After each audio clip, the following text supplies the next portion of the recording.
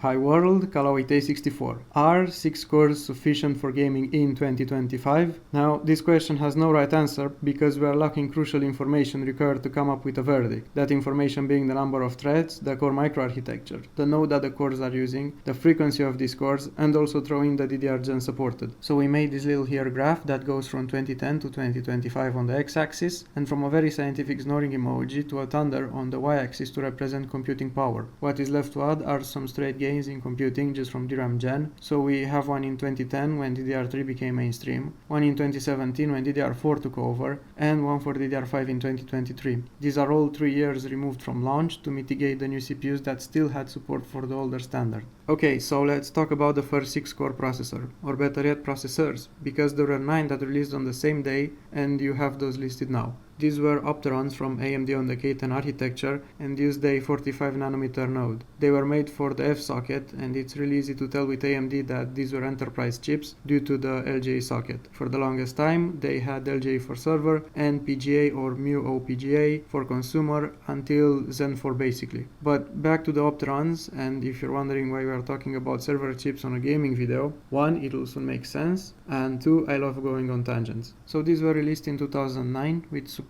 only for DDR2, clocks up to 2.8 GHz, and they had really good cache capacity of 128 KB L1, 512 KB L2, these are per core, and 6 MB L3 shared. So considering the 4100 from last video had less L cache, and that was released in 2022, these values are impressive for 2009. And now we get to our first consumer 6-core, aka the Phenom 2 X6, which was released in 2010 on the same K10 architecture, or K10 2.5 actually, I guess, due to the DDR3 support, and this was under the hood very similar to the Opterons we talked about earlier, so the same cores with the same L cache, but slightly higher clocks up to 3.7, and of course DDR3 support. Now let's move on to the current day on the opposite side of the graph and look at the latest and greatest 6-core with the 9600X. This, suffice it to say, uses a way newer node, 4nm for the cores and 6nm for other processes, and newer architectures and 5, boosts up to 5.4 GHz, has DDR5 support and has way more L cache, 80 KB L1, 1 MB L2 per core, and 32 MB L3 shared. So case closed, newer DDR, higher clocks and more L cache.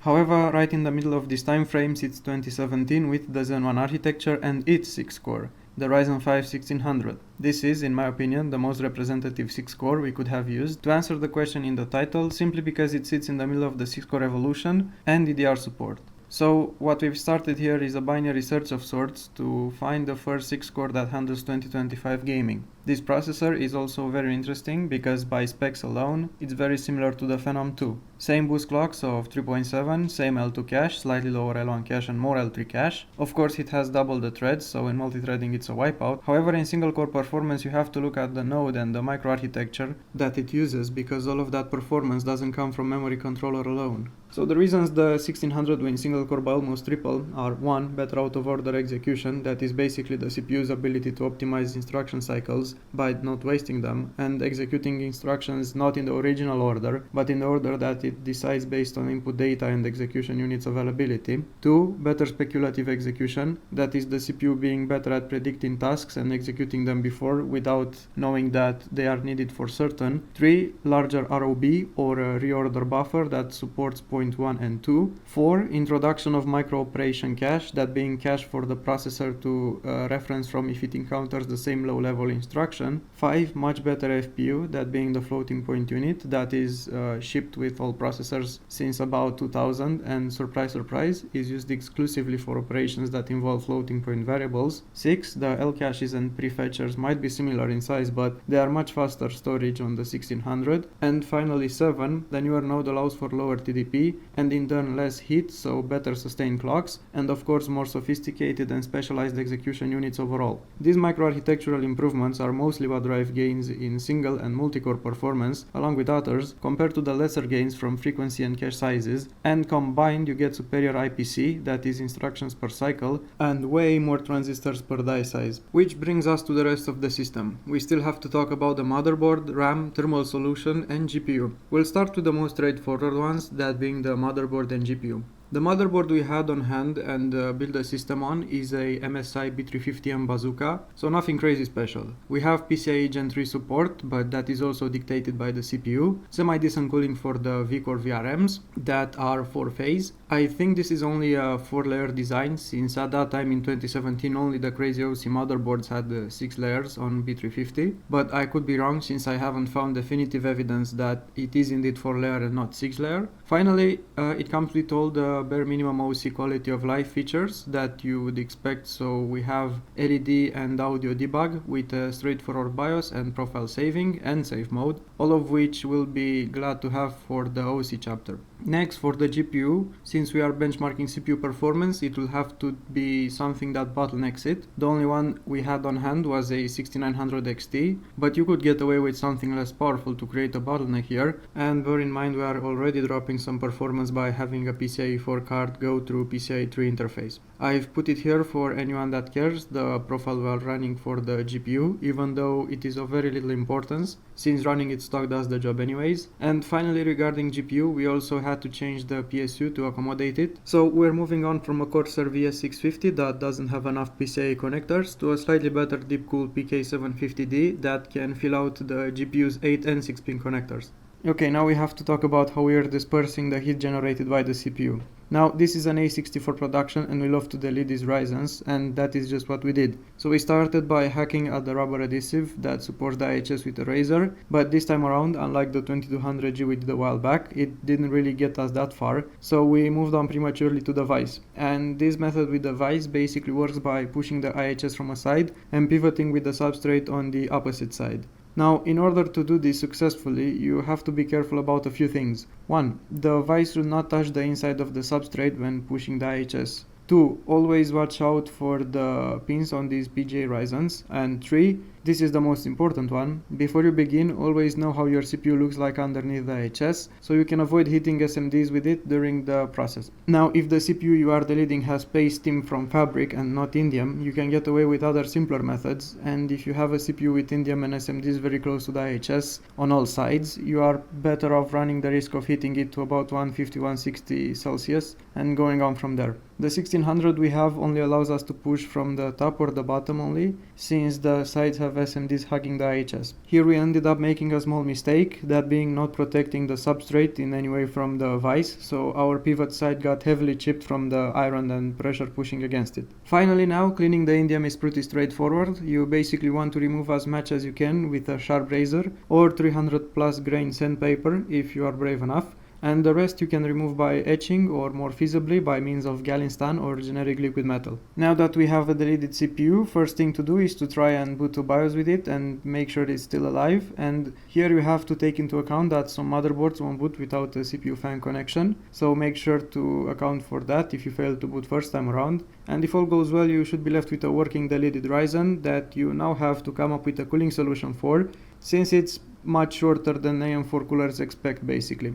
So the best option is to go with a radiator block that has its own mounting mechanism and swappable screws. You want the factory screws to be removable from the block basically, so you can go with longer or shorter ones to accommodate the height difference. And also you want your contact plate ideally to not go over the socket itself, as that will be higher than the CPU silicon. And also I forgot to mention that make sure that the SMDs themselves are not taller than the silicon before you choose to direct die. An example that fits this criterion are most Thermalright AM4 coolers. This time around we had the King V2 Mini, but you didn't expect direct die with an 18 euro cooler, that we had to swap the original mounting screws with case standoffs because they needed to be slightly longer. This was a happier solution because depending on the block you might have to go with something custom to fit. Another thing with this Thermalright is that it comes with copper nickel plating, so it's ready to go for liquid metal team applications, but for now we're sticking to the GD900 Chinesium. That's 4.5 watt over meter Kelvin, and we'll swap later on.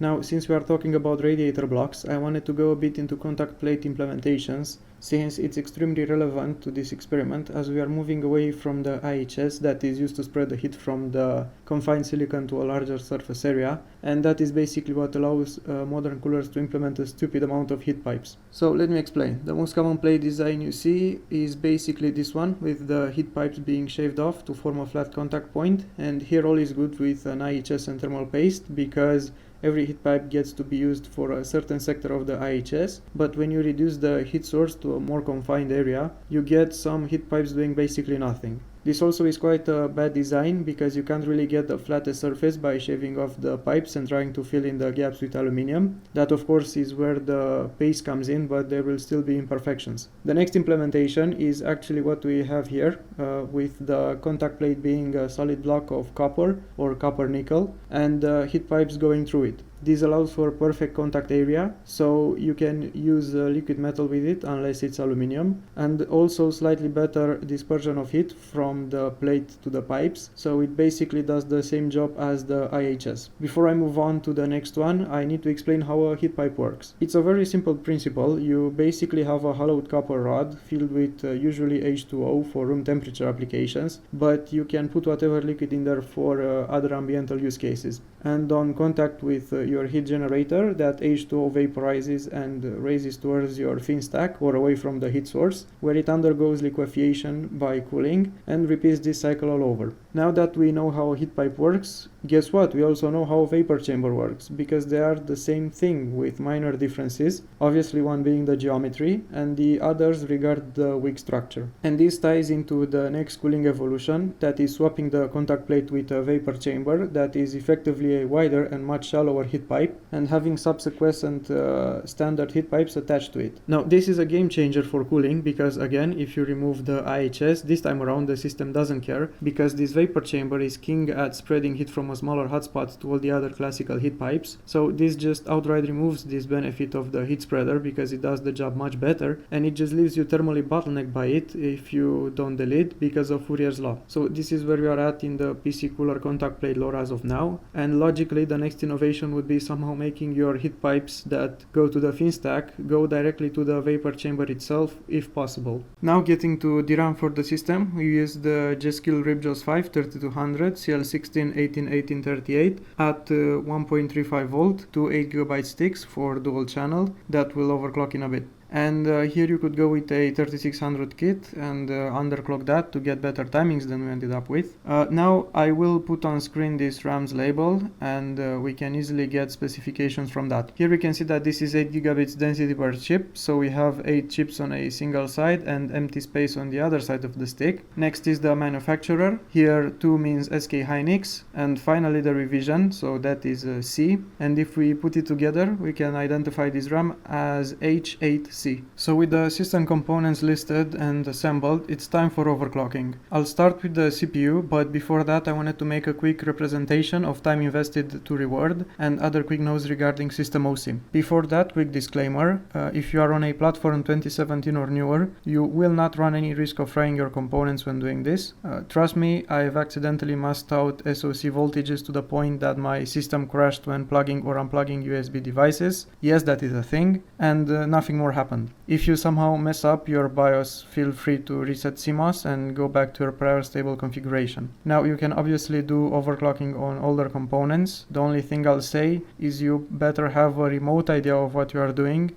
Just try not to go into it blind, since back then especially motherboards were less reliable. Looking at you cheapo AM3 high side MOSFETs, so you should know that. Okay, so back to the quick diagram I wanted to discuss. So your gains from OC, here I'm talking about gaming, like 70 to 80% of that will come from your GPU gains. This is for gaming, and from that 100% GPU gain on newer cards, about 10% are from unlocking your power limit, 60% are from VRAM overclock, 15% from core boost overclock, so the maximum frequency your GPU core will be able to hit, and the last 15% from core undervolt, which helps your sustain clocks under high loads. However, most games might not count as high load. Next, your CPU, depending on game, might contribute with an extra 20 to 30%, up to 40% weighted if your game catalog consists of mostly games similar to, say, City Skylines or other CPU intensive application. So these are the big two, and if you're wondering where does DRAM OC fit in here, well, think of that like filling in the cracks, so your 1 to 5% in average, but on the other hand it will make a bigger difference in your frame drops. I think your 1% or or 0.1 lows. So with that said, let's talk about difficulty and the time needed to finesse each component. First is the GPU. Here difficulty is low and time needed is also low, so pretty straightforward. Other things that will enable or help your GPU-C are your PSU, obviously. If you are already running low on watts with the stack configuration, you will not be able to unlock power limit, for example. Also, case airflow here is very important. New GPUs already come aggressively bin from factory, so most of the time you'll be thermally limited on core. So watch your temperatures. Next on our scale is CPU. Now, back in the day, it used to be much simpler with it, but now they come with gizmos like PBO and curve optimizer that require much more time and understanding to tune. So I'm going to give CPU medium to high difficulty and medium to high time. Here the most important part is to know what you want out of your silicon. So you might want to start with curve optimizer and optimize for voltage, or optimize for single core performance, or for all core to reach crazy boost and so on. As for what will help you most overclock, well, on the first and second place are your cooler and motherboard. I don't think I have to explain why, but again, make sure beforehand your PSU can handle extra load, and as with the GPU, you want your case airflow to be adequate if you are on air cooling. And now for the DRAM, here there's no two ways about it, high difficulty and high time requirements. The only redeeming factor for your RAM OC is that it doesn't put more load on your PSU, unlike CPU and GPU, and the only supporting actor here will be your motherboard, and maybe again general airflow if you are pushing stupid frequencies. And yeah, that's about it. Coming back to CPU OC, the first configuration tested is stock, where the CPU stayed at a solid 3.4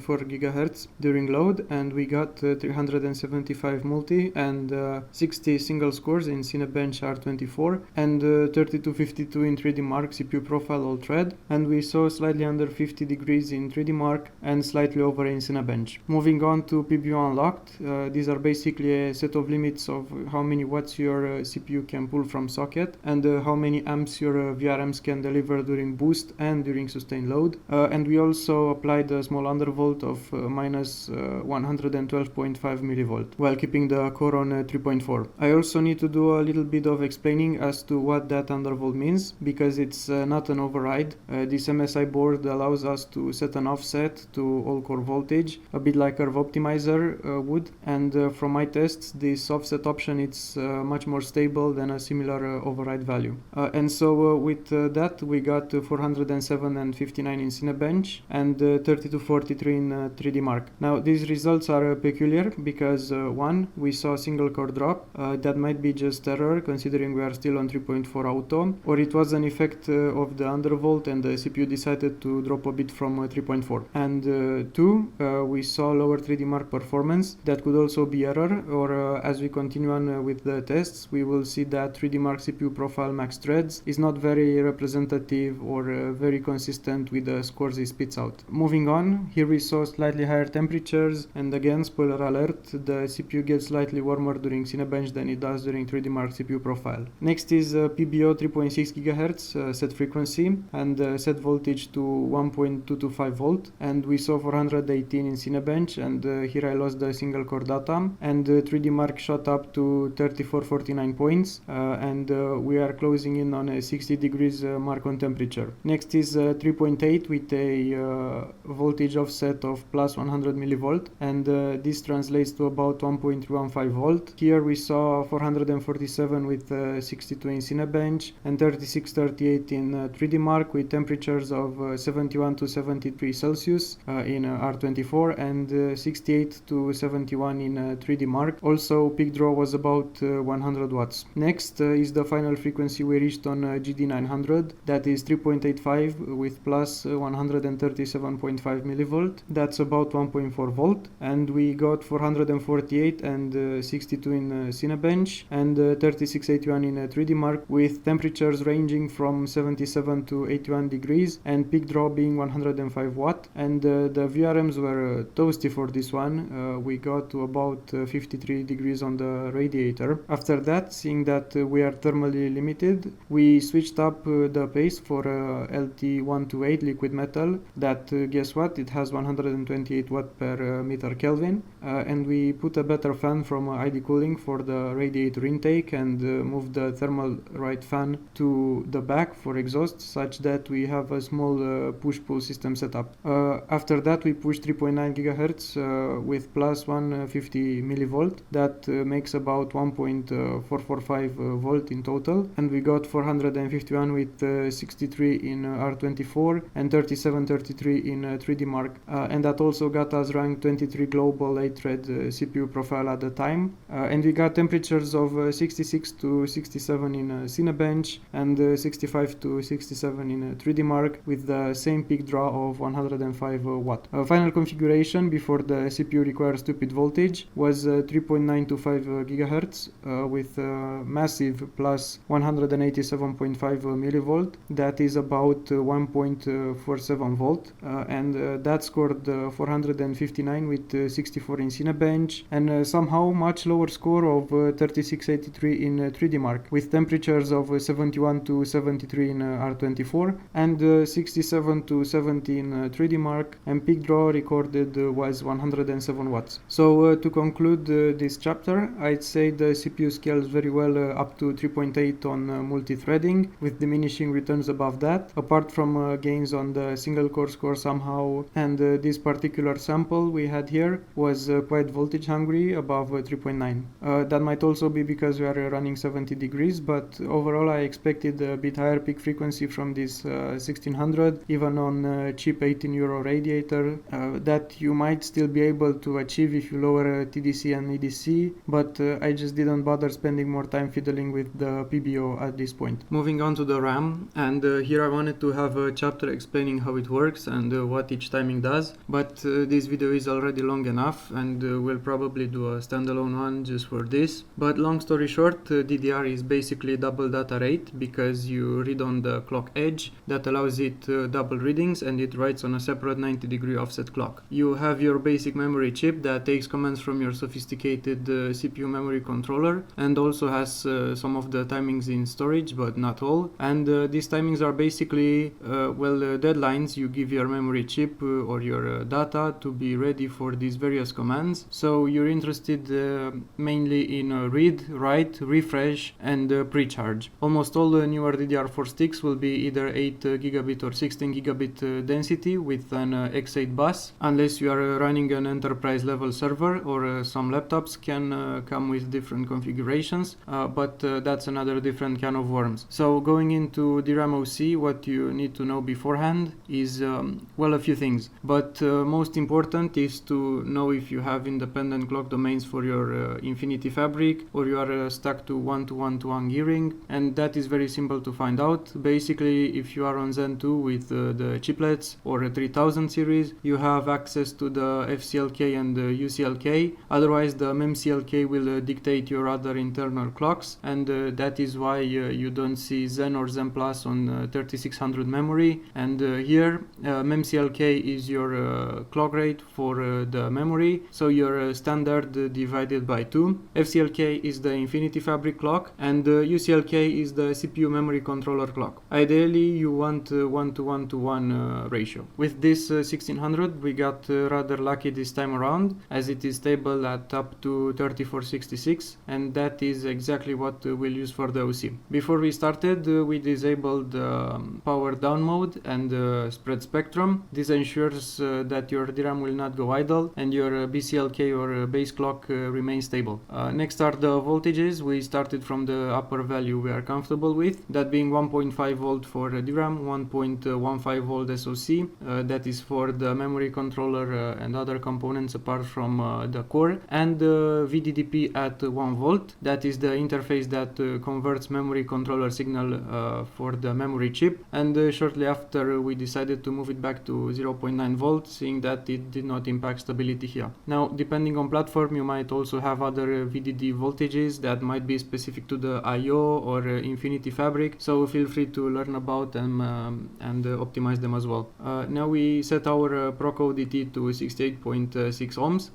This is the on-die termination that helps with stability regarding frequency. So if you run a high frequency, this will help to diminish signal undershoot and overshoot, and the value you'll end up on is also heavily determined by motherboard design. With that out of the way, let me show you the final timing we landed on. So 13, 17, 17, 17, 35 for the main timings. That will actually run TCL at 14 because of gear down mode, and here you can see the rest of the secondary and turnaround timings we got. Again, TCWL and TRTP will be rounded up by gear down mode. We haven't touched the RTT values because, to put it frankly, we're not sure what these affect and require more testing and research from our side. And finally, this is also stable with CAD bus timings on 0 and CAD bus impedance at the minimum 20 ohm value. After that, we wanted to see if we can get away with less voltage, and we did for SoC. We managed to drop down to 1.1125 volt. Unfortunately, DRAM voltage below 1.5 volt was unstable. Finally, we saw a considerable drop in ProCoDT down to 43.6 ohm stable. Okay, finally moving on to gaming, starting off with a classic, a banger if you will, Counter-Strike 2. And ladies and gentlemen, you can get a competitive experience from an 8-year-old CPU running on last-gen platform with last-gen RAM, because here we measure 225 average FPS with 120 FPS 1% lows on the Dust2 benchmark, which exerts a higher load than normal play with competitive settings in 1080p. So to all the posers preaching that this game is unoptimized, or Valve don't care about performance, or that you need 9800 X3D and nothing else runs this game, I say skill issue. Next, we have a game notorious for its abysmal CPU optimization and performance, that is No Man's Sky, and here, to be honest, I expected it to put on more of a fight, but regardless of setting preset, we saw averages between 90 and 100 FPS with 65 or above 1% lows. So what can I say? I expected it to perform much worse, considering this was released just before our CPU, and there were talks even at that time that performance was lackluster CPU wise. Next on my list, here I have Microsoft Flight Sim 24 to benchmark, but I seem to be lacking the video footage and frame rate data. Oh, I know why that is, because I refused to install Microsoft's Xbox Spyware on my machine, so unfortunately this one was a skip. Shame. Moving on with another CPU intensive game, we tested Mountain Blade 2 Bannerlord on a mix of settings that will hopefully hammer the CPU, and we got 90 FPS on average and 50 FPS 1% lows. This was in the built-in benchmark that is meant to represent a large battle from your late game. Next, we have the first game that made the system struggle, that is Cyberpunk 2077. Here in the benchmark we got 110 FPS on average with 60 to 1% lows, with any settings ranging from low to ultra, and only maximum ray tracing moved the bottleneck from the CPU to the GPU. But one quick thing about this game's benchmark is that it's shit, and that is because CD Projekt in their Clown Fiesta decided to only account for a medium GPU load and a minimal CPU load when designing it. And now in game we can see that we dropped down to 48 FPS on average and 27 FPS 1% lows, and that minimum requirement of 1600 starts to make sense. Why not simulate an intensive load in the benchmark to begin with? And finally, let's move on to the game that broke our 6 score, and that being City Skylines 2, but we had to give it a little bit of help. So we loaded a 100k population save file, set the simulation speed to the maximum, and set simulation speed priority over frame rate in settings. This brought us to a crawling 18 FPS on average with 11 FPS 1% lows. This game says that it should run on a 2600X as a minimum CPU requirement, and I say that 2600X will not save this appalling performance. I don't think you'll be seeing 30 FPS here even on a 2600X. You'd surely have to move to a Zen to 6 core at least to save this. Okay, so back to our question. Are 6 cores enough for gaming in 2025? Finally we can give an answer, and our verdict is more than 90% of times yes. And the rest of the percentages go out to whoever is still running an AM3 6 core and to CPU intensive games like we have seen here from Cyberpunk and City Skylines. That would be all for today, a bit of a longer one this time around, but it had to be in order to explain how we went about it and the system. If you want suggestions for further improvements for these AM4 6 cores, consider the following. 1. Use a 1600X instead, as that is supposed to be better binned and you should be able to reach higher frequencies during OC. 2. Try using downclocked 3600 RAM, that should enable you to achieve lower timings. 3. Do the overclocking and testing while using a better cooler, preferably one that is not cheaper than our €18 one. And 4. Consider a high-end X chipset overclocker's motherboard to conduct your tests on. And that's about it from us. If you have other suggestions, leave them in the comments. It's been Kala with A64. Like and subscribe if you enjoyed, and if you have any questions, leave them in the comments. Thank you for watching.